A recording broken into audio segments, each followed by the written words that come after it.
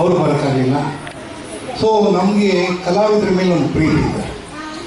ಇವತ್ತು ನಮ್ಮ ರಘುವೀರರು ಬದುಕಿದ್ರೆ ಷಷ್ಠಿ ಹಬ್ಬವನ್ನು ಮಾಡ್ಕೊತಾ ಇದ್ದೀವಿ. ಅವರಿಲ್ಲ, ಆದರೆ ಅವರ ನೆನಪಿನಲ್ಲಿ ಕಾರ್ಯಕ್ರಮ ಇದೆ. ಬಹುಶಃ ನನಗೆ ಖುಷಿಯಾಗಿದ್ದ ವಿಚಾರ ಏನಂದರೆ, ಈ ಮಕ್ಕಳು ನೋಡಿ, ಆ ಮಕ್ಕಳಿಗೆ ನಾವ್ಯಾವುದಂತ ಗೊತ್ತಿಲ್ಲ, ಆದರೆ ಅವ್ರ ತಂದೆ ತಾಯಿಗಳಿಗೆ ನಾವ್ಯಾವುದಂತ ಗೊತ್ತು. ಮತ್ತು ನಾವೆಲ್ಲ ಮಾಡೋದು ನಮ್ಮ ಮಕ್ಕಳಿಗೋಸ್ಕರನೇ.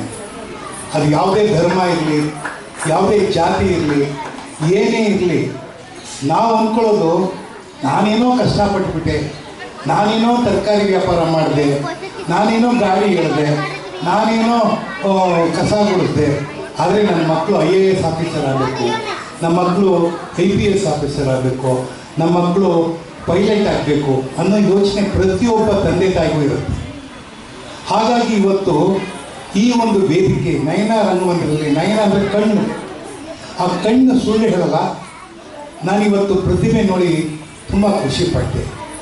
ಮುಖ್ಯವಾಗಿ ನಾನು ಬಂದಾಗ ಆ ಪುಟ್ಟ ಹುಡುಗಿ ಭರತನಾಟ್ಯಮು ಆಡ್ತಾ ಇರಬೇಕಾದ್ರೆ ರಾಮದೇವರ ಹಾಡನ್ನು ಹಾಡಿ ಅದಕ್ಕೆ ನೃತ್ಯ ಮಾಡ್ತಾಯಿದ್ರು. ಅಲ್ಲಿ ಟೀಚರು ಕೂತ್ಕೊಂಡು ಅಭಿನಯ ಹೇಳ್ಕೊಡ್ತಾಯಿದ್ರು. ಅಂದರೆ ಏಕಾಗ್ರತೆ ಇರುತ್ತೆ, ಚಿಕ್ಕ ವಯಸ್ಸಿನಲ್ಲಿ ಮಕ್ಕಳಿಗೆ ಏಕಾಗ್ರತೆ ಇರುತ್ತೆ, ಅದರಿಂದ ಬೇಗ ಅದನ್ನು ಕಲಿತಾರೆ.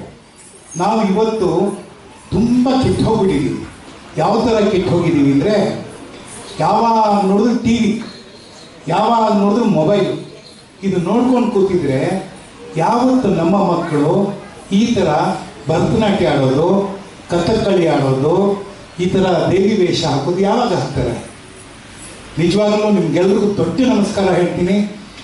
ಎಷ್ಟು ಚೆನ್ನಾಗಿ ನೀವು ಮಾಡಿದ್ದೀವಿ ಅಂತಂದರೆ, ನಿಜವಾಗ್ಲೂ ಕಥಕ್ಕಳಿ ಮಾಡಿದಂಥ ಮಗು ಬಂದು, ನಾನಿನ್ನೂ ಫಸ್ಟ್ ಸ್ಟ್ಯಾಂಡರ್ಡು ಜ್ಞಾನಜ್ಯೋತಿನಲ್ಲಿ ಓದ್ತಾ ಇದ್ದೀನಿವಾಗ, ಅವ್ರ ತಂದೆ ಪಕ್ಕದಲ್ಲೇ ನಿಂತಿದ್ದಾರೆ. ಕೈ ಎತ್ತಿ ಸ್ವಾಮಿ ನೀವು. ಅವ್ರಿಗೆ ಏನು ಖುಷಿ ರೀ, ಅವ್ರಿಗೆ ಎಷ್ಟು ಸಂತೋಷ ನೋಡಿ. ಇದೇ ನಾವು ಕಲಾವಿದರು ಮಾಡಬೇಕಾದ ಕೆಲಸ. ನನಗೆ ತುಂಬ ಏನಂತಂದರೆ, ಇರಲಿ ಮಕ್ಕಳು ಏನು ಮಾಡಿದ್ರು ಚೆನ್ನಾಗಿರುತ್ತೆ. ಯಾಕೆಂದರೆ ನಾನು ರಾಯಿನೆಲ್ಲ ನೋಡಿದ್ದೀನಿ, ಅವನು ಎಲ್ಲದರಲ್ಲೂ ಚೆನ್ನಾಗಿ ಮಾಡ್ತಾನೆ.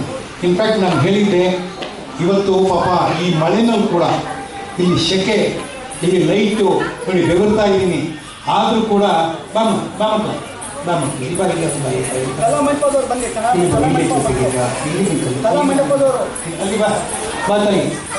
ಮುಗಿಸ್ಕೊಂಡು ಮತ್ತೆ ನಾನು ಚೇಂಬರ್ಗೆ ಹೋಗಬೇಕಾಗುತ್ತೆ.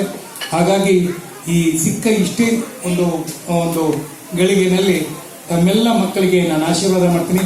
ಒಂದು ಒಳ್ಳೆ ಫೋಟೋ ತೆಗೀರಪ್ಪ ಈ ಮಕ್ಕಳ ಜೊತೆ. ನಂದು ನಮ್ಮ ಮನೇಲಿ ಒಂದು ರಾಯಿನ ತೋರಿಸ್ಬೇಕು. ಎಲ್ರಿಗೂ ಧನ್ಯವಾದಗಳು, ನಮಸ್ಕಾರ.